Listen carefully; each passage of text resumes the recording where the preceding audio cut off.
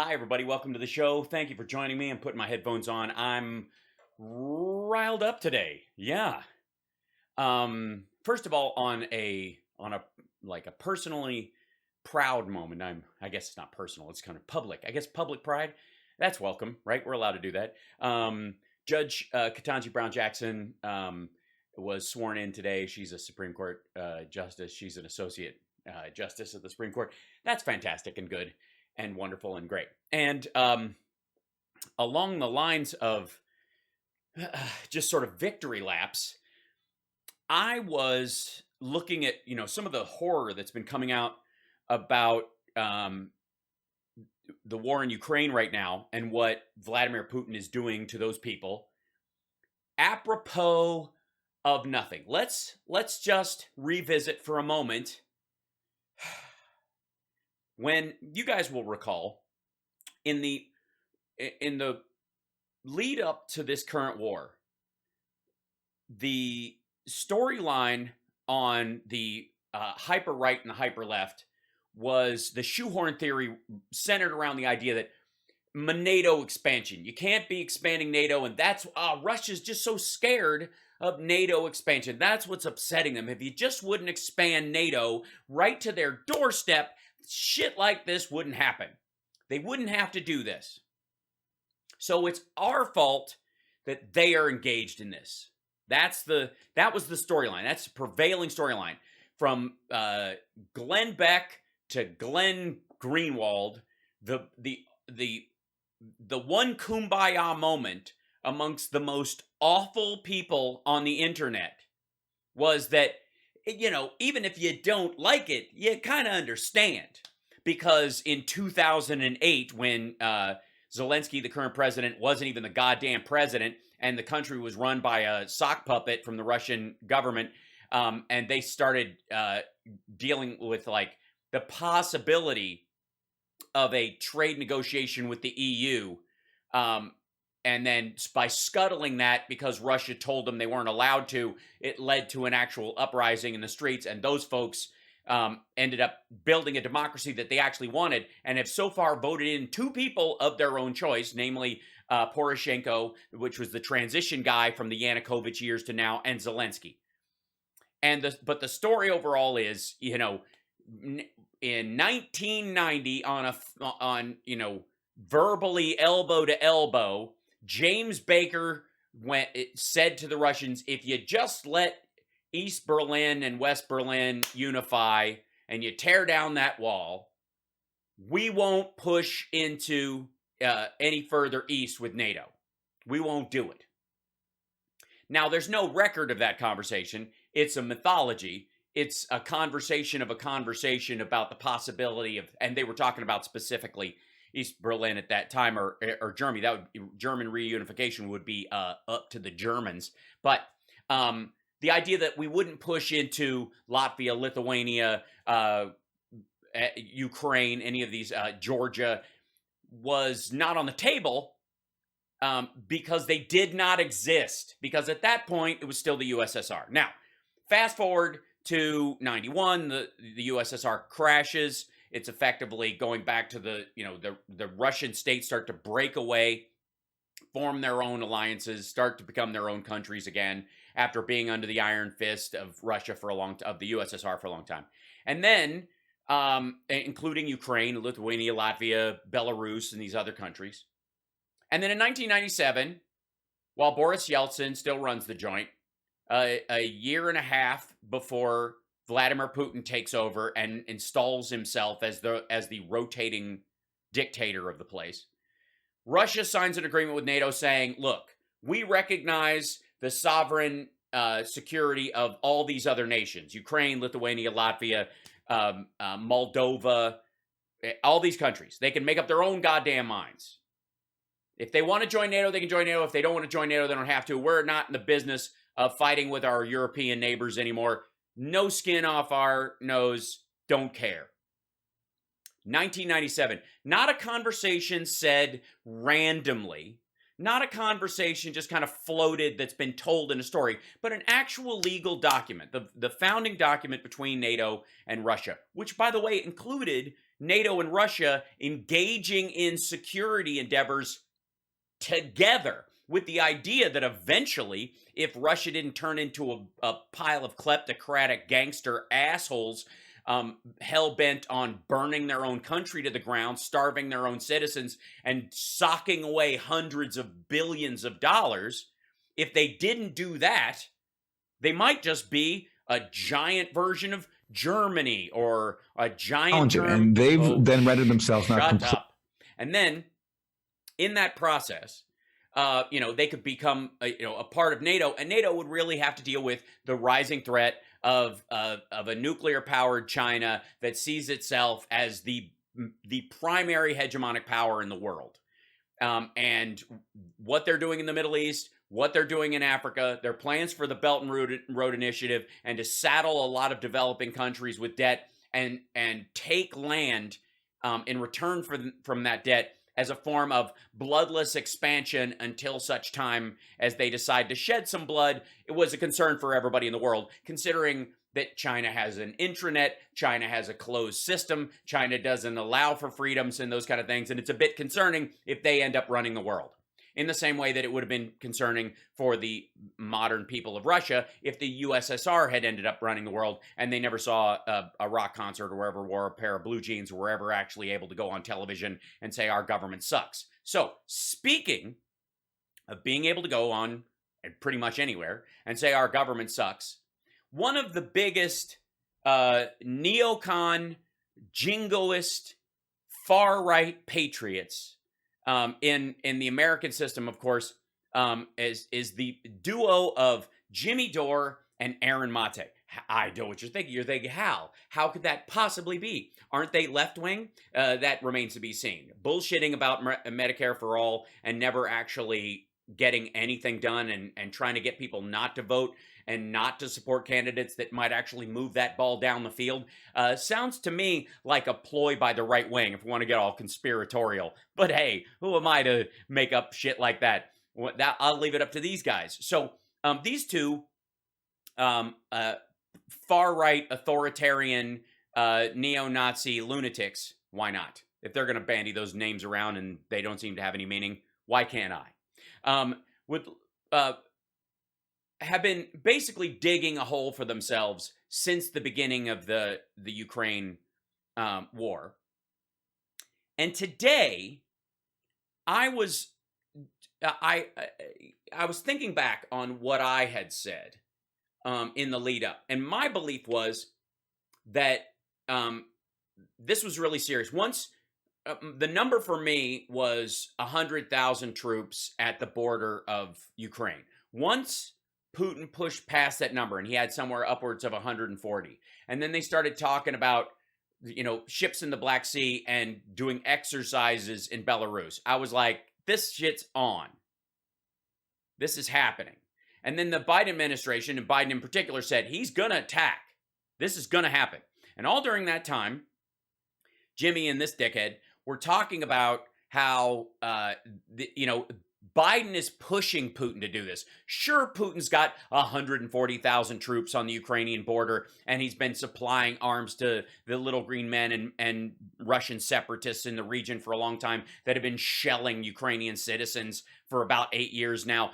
But, these troops are just there to flex a little muscle, let NATO know what time it is, even though I'll tell you what time it is. It's fucking 1997. That's when they signed off on Ukraine joining or not joining on their own.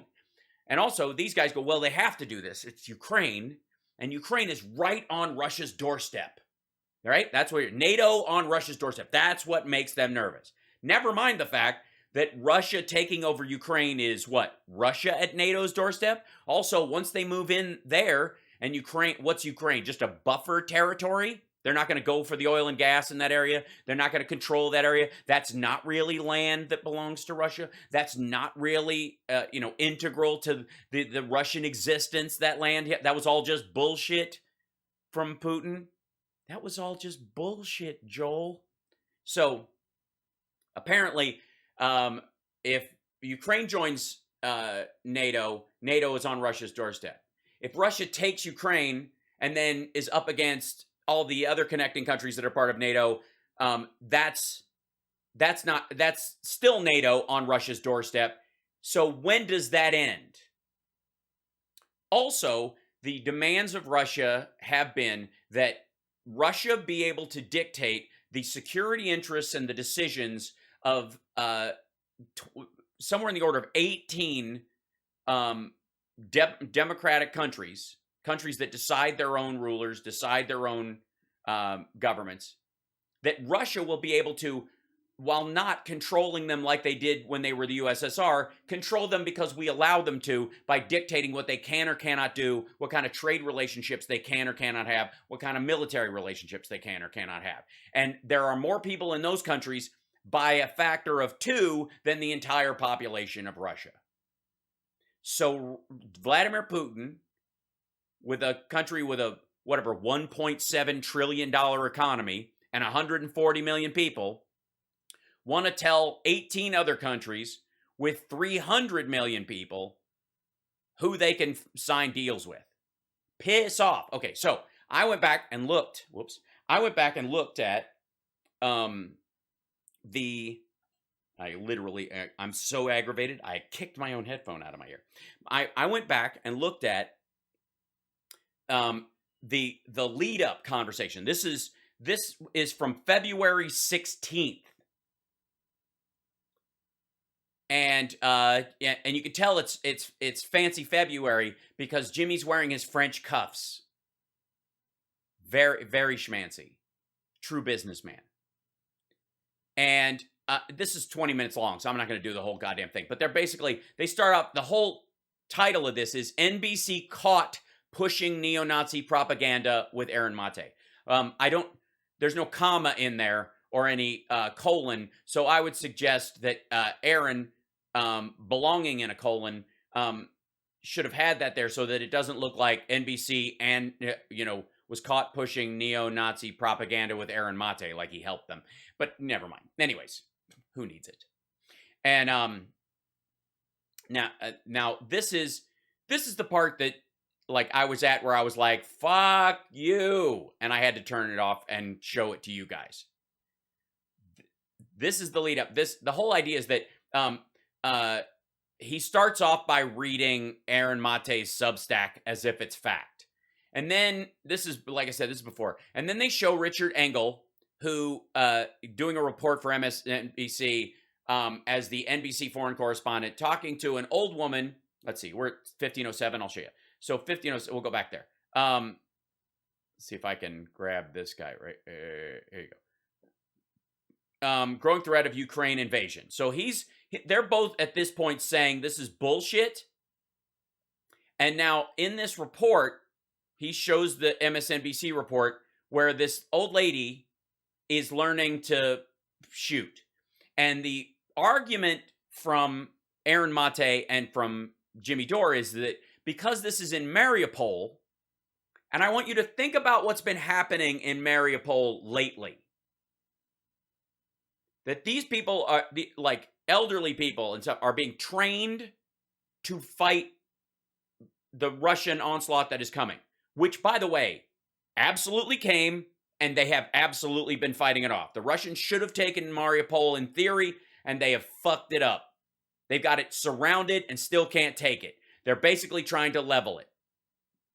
And citizens and the militia and everybody, and some foreign fighters even, are in Mariupol fighting back, and it's why they haven't taken it. Okay, so this prep that they're showing as, oh my God, NBC is showing propaganda, turned out to be A, exactly what was needed, and B, functionally helpful to the effort to save these people from an invasion by people who, according to reports coming back from the Bucha massacre, have raped children in front of their parents.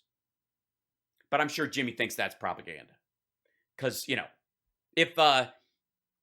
if someone associated with Osama bin Laden had said this on a video about American soldiers, sight unseen, it's got to be a fact. But in this particular case, since they're saying it against the Russians, it's got to be propaganda by the West. So in this video, they interview this lady, And she's talking about, no, we're going to kill the Russians if they come here. They're all training. And it ends with this thing and growing threat of Russian. And this is his response to this. Who just want to defend their own country.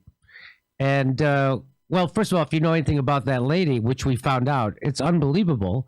But even more so, look at this. Yeah, so the Azov Battalion, these guys are from the Azov Battalion. Now, the Azov Battalion, when it started, was 8% neo-Nazis was their problem. And then they scooped all of the military groups into one National Guard, effectively. They started brooming out the neo-Nazis. That was part of their activity. And the neo-Nazis are pissed about this. That's why they make videos. Because they're not being included. Meanwhile, they're using the symbol, which is according to the Azov Battalion, an N and an I for national identity, Identitalia Nacional or whatever. The idea is that they identify with Ukraine as a country. Fuck Russia is essentially they're the fuck Russia battalion, and so there's 9% of the Azov Battalion were neo-Nazis when it was originally founded, and they're pissed that they're not being included anymore. It's a little over 200 people in a country of 44 million. And now, currently, the local National Guard and the military in both the Azov and the other local militias are training the civilians to fight, right? But this still shot is a gotcha from Jimmy, right? Aaron, tell people what this is. So all those soldiers that were help training those women, they're wearing this and this insignia on their uniform. And Aaron, tell people what that is. So they're training these old ladies to be Nazis, apparently. That's the insignia of the Azov Battalion, a neo-Nazi fascist militia. Yeah, no. There were neo-Nazis in it. There are white supremacists in the Alabama National Guard. That doesn't mean you get to strafe bomb fucking malls and St. Jude's. That even the U.S., even though it's supporting these militias inside Ukraine. In 2014, when Yanukovych was there, when Russia was feeding neo-Nazis in the country in the same way that they propped up German right-wingers and American right-wingers and neo-Nazis all across the globe to go, how are you to judge us? Look at all your Nazis. It's so afraid of the Azov Battalion that there's even on the books, U.S. law bans military assistance to the Azov Battalion. John Conyers got this passed when he was in Congress. Yeah, when he was in Congress. By the way, I don't know if you know this, but time has passed. Because it's recognized that they are a neo-fascist, neo-Nazi militia. Yeah, neo-Nazi, neo-fascist, neo-something. They're Neo from the Matrix. Richard Engel is such a dupe that he went to this stupid media stunt. We're being shown a great-grandmother firing a weapon. And it didn't even occur to them to check who were the people training these Ukrainian civilians. And again, because it doesn't fucking matter. It's not a promo for the fucking Azov Battalion. It's about the citizens of Ukraine prepping for an attack, which happened. Out because they didn't do that, they got duped by neo-Nazis. And it speaks to the integral role of neo-fascists inside the Ukrainian armed forces today and in the proxy fight. Why? What's the neo-fascist part? If they were neo-fascists, they would be turning on their own troops as the Russians came in. It's Russia. That it's the Azov Battalion that is Yes, and Yanukovych was the Putin puppet that was in place, and they're still pissed. They talk about in the beginning of this, the coup in 2014 and all that bullshit. We've covered that before. These media stunts for really credulous Western media dupes like Richard Engel, who's a chief foreign correspondent of NBC Senior. News. So today, NBC News just did literal neo-Nazi propaganda. No, they did not. They did not. They did not go, thank God for the neo-Nazis. Oh my gosh, these lucky people. They're so lucky. I mean, they're neo-Nazis, but at least they're the new Nazis. They're new and improved. This is just garbage. Nobody watched this and came away with a warm feeling about Nazis. Nobody. This is meant to essentially characterize all those citizens as neo-Nazi adjacent. So if they get killed, they kind of had it coming. The same network railing all the time about Joe Rogan using the N-word back, many years ago. Multiple times over many years. And they didn't rail against him. They brought it up. He apologized. He thought he could use that word flippantly, and he was wrong. And also, when people, like, this is not the irony that he's talking about, they're looking back on Joe Rogan, and they're playing this as if he has to deal with this. And meanwhile, this is somehow indicative of how he is today, and they're calling him a racist because of what he used to talk like, even though he was never specifically racist in using it. He just thought he was allowed to use the word. And current day rules, that's a no-go 100%. For some of us, it's always been a no-go, but for others, it was, that was edgy, right? And that kind of shit. Jimmy was one of those people. Meanwhile, they're doing the exact same thing to the Ukrainians. They're saying that because the Azov Battalion in 2013 and 2012 had 9% neo-Nazis in it, that the old lady that's being taught to use a gun is basically helping NBC spread neo-Nazi propaganda. The literal neo-Nazi propaganda today. And you think any of their... No, not literal neo-Nazi propaganda. No, like not even close to literal. This is literal, like Russian propaganda, what they are engaged in. That's what this is. Fascism experts or disinformation experts are going to say anything about this? So, wait, isn't it amazing? Isn't it? I don't know. It's odd to me that the same media that tells us there's a Nazi hiding in every Canadian truck fails to mention that we are. This was at the height of the trucker convoy in Canada. And nobody said that. There were white supremacists and neo-Nazis associated with that. And those were the ones that also were bringing the guns, hence the clamp down on funding, hence the whatever. We've been through this. It's backing Nazis in Ukraine. Isn't that weird? I think it's. They're not backing Nazis in Ukraine. 9% of 200 people in one section of the country is not, and saying that the Ukrainians have a right to fight back against Russia if they come there to kill their citizens is not backing neo-Nazis. It's this is crazy. Weird. It's really weird. Yes. I like what they... Yeah, and this is the Azov Battalion, the Special Operations Unit. This is I guess he grabbed this from WikiLeaks. With the look how they did their own thing with the Nazi SS symbol, right? They had their own little flair for the net. That's what that is, right? They put a little twist on the SS Thunderbolts. Mm-hmm. That's what they did. Well, they do originate in Nazi Germany, out of a militia in Nazi Germany. That is their historical root. But Aaron, I mean, if we can back ISIS in Syria, backing Nazis in Ukraine is not a big stretch, right? No, it's not. And by the way, happy anniversary to Jake Sullivan, our current national security advisor, who's keeping the country safe, who 10 years ago, Jimmy, this past weekend, wrote that email to Hillary Clinton, his boss at the State Department, which simply said, Al-Qaeda is on our side in Syria. Yes. So Jake Sullivan has gone from siding with Al-Qaeda in Syria to neo-Nazis in Ukraine. Yeah, because Al-Qaeda at that point, as a maturing military arm of Islamic extremists, were confronted with an even worse version of things in the shape of ISIS. We weren't training them, but they were fighting ISIS too, which is like, this is weird. You'd write a letter about that too. So let me just cover this. Instead of reporting factual information, U.S. media... Oh, sorry. Let me jump ahead to where I was talking about before. 15:00, where are we? Because otherwise, I mean, this is 20 minutes, and I don't need to cover this. And by the way, this is before the war started, right before. So keep in mind, everything they're saying is like, this is all bullshit. The West is causing this. And by the way, if you judge Putin's attack on Ukraine, you can either believe he's a shit military strategist, which he is, and that his problem in attacking Ukraine is that he's never attacked a country with or a territory with more than 4 million people in it in his fucking life, and was caught off guard by the idea that they thought they could rush in and take this. Which at this point, by the way, understand, we now know the Russians at this point in February believed that they could bulldoze right into Kiev.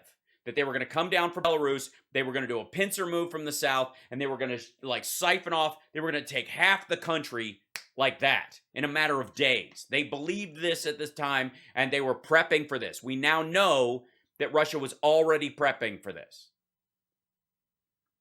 People, out of careerism or cowardice or whatever it is, didn't challenge it. And they've then rendered themselves not completely ineffective in pushing back on the really, really dangerous moment. And everybody, where even the left, even the professional left, like Bernie Sanders and other progressives in caucus, they're ceding the anti-war sentiment to the right. yes.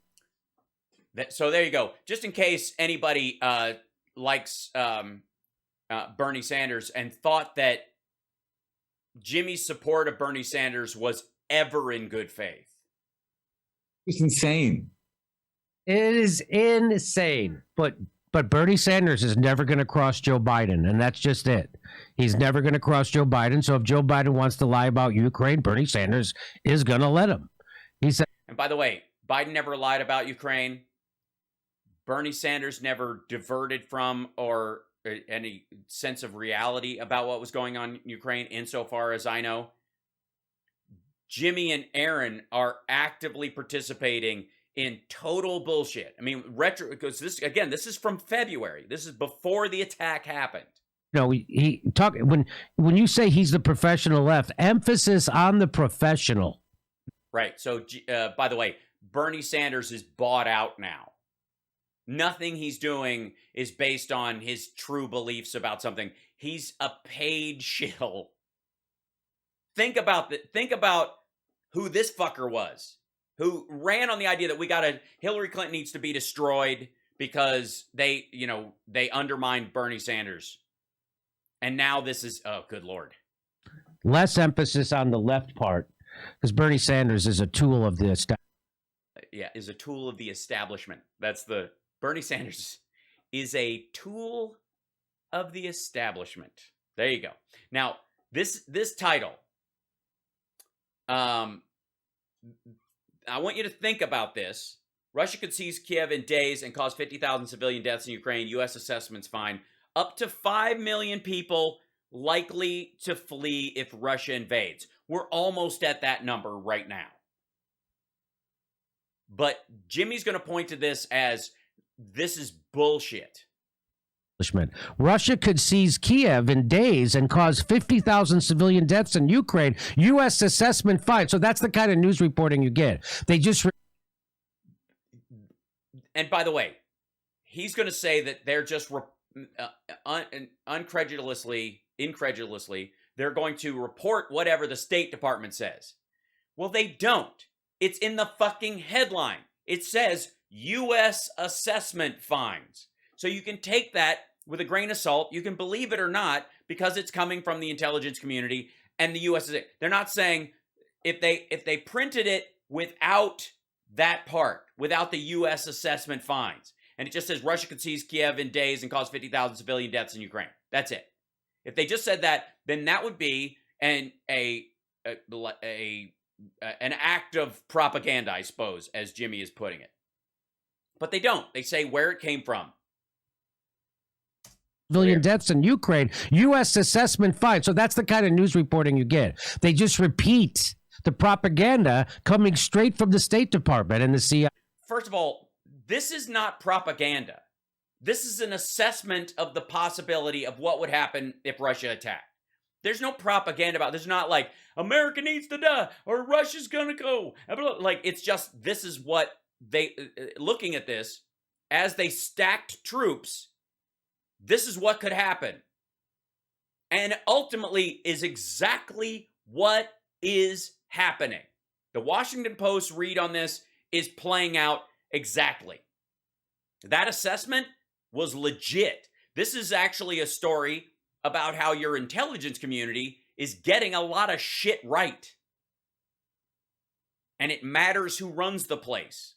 It matters what they say.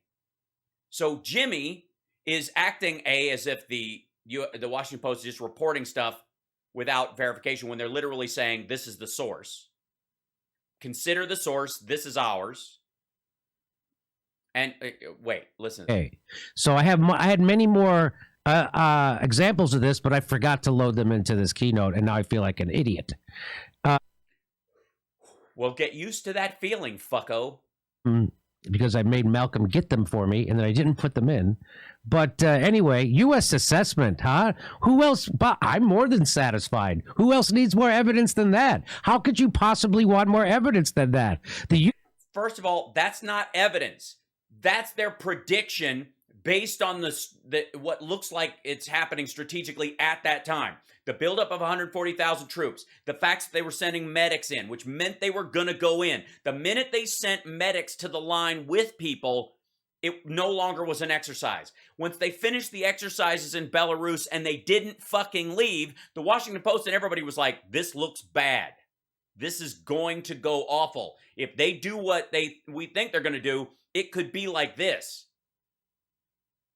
Nobody at that time was really assessing that apparently somebody in the Russian military was siphoning cash out of whatever the money they paid for gear with, and they were letting their tank barrels rust and their tires rot, and they had no supply line strategy, and that they were using conscripts and telling green recruits that they were just going on an exercise, and then all of a sudden they found themselves in fucking Ukraine because they were lied to by the command structure, and also that Russia has no non-commissioned officers. So they don't have any sergeants and lieutenants in the field to carry the orders forward, and they're such dumbasses, they're using unencrypted phones, so they're having to send generals to the front lines. That's why they've lost so many. This all was true. So also, does anyone think that Jimmy will go back to this fucking video and say, you know what, Aaron and I were completely wrong? We were talking out of our ass, and we were seeking at that moment on an emotional level to indemnify Vladimir Putin from any criticisms because we fucking hate our own country. P.S. America is great because you couldn't do this show about the Russian government in Russia right now. You'd be in fucking jail. You do not have to be a jingoistic, uber patriot MAGA type to recognize the value of this country and this system while benefiting from it and shilling. Both of them are actively shilling for a dude who would destroy the very system that lets this show exist on day fucking one. Pat down like the guy from Always Sunny and has assessed the future. There it is, ladies and gentlemen. An assessment, which turned out to be right on the money. The only difference was they couldn't seize it in days. The deaths of 50,000 civilians, that's yet to be seen. We're in the tens of thousands already. From the U.S. about foreign policy is, I don't know, it's about worth as much as a promise of sobriety from a Biden. Am I right? Come on. That's supposed to be funny because Hunter Biden's an addict. Also, insofar as I know, and Beau Biden is dead from brain cancer, so I guess we'll never get a chance to ask him. But none of the other Biden family members have a history of addiction or problems around this. And so this is kind of just a general shitting on addicts. And I don't know why he thinks that's a punchline. You know what I mean? From a Biden, not Hunter Biden. I mean, why not just fucking name drop him? Is Jimmy Dore sober? Is he supposedly sober? I mean, if that's the case, then it's even more gross because he should be understanding of that stuff. Fucking hell. But I have one more slide here. Let's watch it. Oh, just when you thought, I forgot. Just when you thought it wasn't bad enough that he was just reading Aaron Maté's Substack as fact and then shitting on an old lady for learning how to fight because her city's about to be attacked, which it was. he's going to play video of Vladimir Putin making a statement, and we're supposed to take what Vladimir Putin says as gospel. The Washington Post's assessment, which by the way turned out to be correct, is bullshit and not to be trusted because it came from the US government, right? And by the way, again, was correct. And then this fucker is going to play a clip of Putin with the, I guess to give you the fucking impression that you can't take your own, intelligence community seriously, but this guy you can take at his word. Рассуждениями о том, что НАТО мирная и сугубо оборонительная организация, сугубо оборонительная. And look how he's just like, look at this. This is sweet. Let me get out of the way so you guys can see this. So let me start it off and I'll read to you what he said. По-прежнему пытаются. Yes, please do. He says they are still trying to reassure Russia with arguments that NATO is a peaceful and purely defensive organization. Рассуждениями о том, что НАТО мирная и сугубо оборонительная организация, сугубо оборонительный союз. A purely defensive alliance. Насколько это соответствует действительности. For the record, after this video aired, Russia attacked Ukraine aggressively.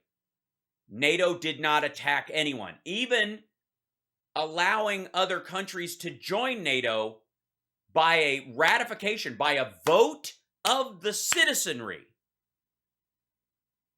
is an act of violent aggression, according to Vladimir Putin and to Jimmy Dore. Fucking hell. Citizens of many states have seen their own experience how true this is. I have in mind Iraq, Libya, Afghanistan. He's talking. Yeah, those weren't NATO countries were involved in those things. That was not a NATO act. Not everybody in NATO was involved. Remember freedom fries, you dumb fucks? About how the NATO is not peaceful. Yes, it is. NATO is attack one, attack all. None of that applies to anything that happened in Afghanistan, Libya, or Iraq. Seriously, where were the Latvian and Lithuanian troops in Iraq? When did that happen? None of it. Like, this is so fucking stupid. В собственном опыте убедились граждане многих государств. Did anybody feel like Jimmy watches Putin like I watch Joe Biden? Like this morning when I was like, oh, the guy I voted for put a black woman on the Supreme Court. What a lovely thing. The big stupid grin on my face, right? Isn't it amazing how Jimmy does that with Vladimir fucking Putin, Mr. Polonium Spray, Mr. Attempt to murder your political rival, and when they go to Germany to save their own life, when they return, you arrest them for flying out of the country. Ирак, Ливия, Афганистан, ну и, собственно говоря. By the way, has Russia been in any of those countries? Did they? What happened in Afghanistan when Russia was there? They were there half the amount of time. We were there 20 years. They were there 10 years. In the 10 years that Russia was in Afghanistan, they destroyed half of the towns and villages in the whole fucking country. Destroyed them. Leveled them. There was not even a pretense of building schools, setting up a government, hoping that women could go to school and get degrees. None of that shit. They just flattened it. Oh, thanks. Thank you for the super chat, Luis. Let me know about Philip. Philip, let me see if I can get you in on this. I see you. Okay, cool.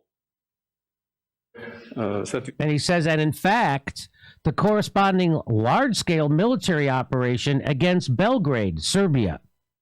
То есть военная крупномасштабная операция в отношении Белграда без санкций Совета Безопасности. Without the sanction of the UN Security Council. Yeah, again, those were NATO countries, but not as an act of NATO. ООН. Это, конечно, This, of course, he says, this, of course, an event that is far from what a peace organization should do. He's talking about the bombing of Serbia. мероприятие далекое от того, что могла бы осуществлять мирная организация. Yes, why would anyone want to try and stop a genocide? It's terrible. So that's what Putin had to say about it. He's letting you know that NATO is not a peaceful organization. Okay. I mean, for fuck's sake, this dude, this is from February 16th. Dude's got 1 million subscribers. This video alone has 200,000 views. 200,000 people watched this and went, yep. Well, 191,893 did that. I'm the fourth. And so therefore, not everybody. Not all. Hashtag not all. Good Lord. The fuckery.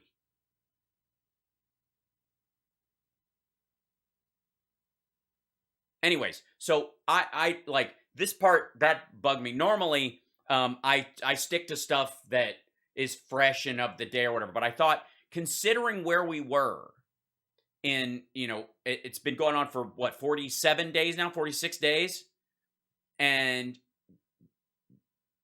Jimmy had made all these prognostications and predictions about what was going to happen and how it was really the West's fault. We were driving Putin to do this. He had to attack Ukraine and send his soldiers in to rape children and shoot citizens in the street and dump them in mass graves because Libya, Christ almighty, just grotesque. Not even on, and again, him, Maté, Max Blumenthal, Kurt Metzger, the whole crowd on that show just cannot stop cradling Putin's balls. They cannot, and they're never going to admit, looking back on that video, that they were grotesquely wrong and were teeing up ultimately support for the action that happened. And again, on a final note, I would like to say for the record that the existence of Jimmy Dore's show and the fact that Aaron Maté is on there and Max Blumenthal is on there and Kurt Metzger is on there and they talk about this shit the way they do is more of an example of the greatness of America than any Trump rally could ever hope to show, with giant neon flags flapping. They don't flap. The big screens with big flags around them held up with cherry pickers that tip over and almost crash onto the people. They're with giant patent videos. They could never get as close to the jingoistic patriotism of the very fact that Jimmy Dore talks shit about his own government primarily as a job. And the fact that he can reinforces why the American flag has value and why our country is important. And that's why you'll never hear me calling for him to be canceled or Russell Brand to be canceled, although that's foreign influence, or any of these fuckers. Because that's what makes our system great, is we can make room for that kind of shit. And none of these assholes are packing their shit up to go visit Edward Snowden.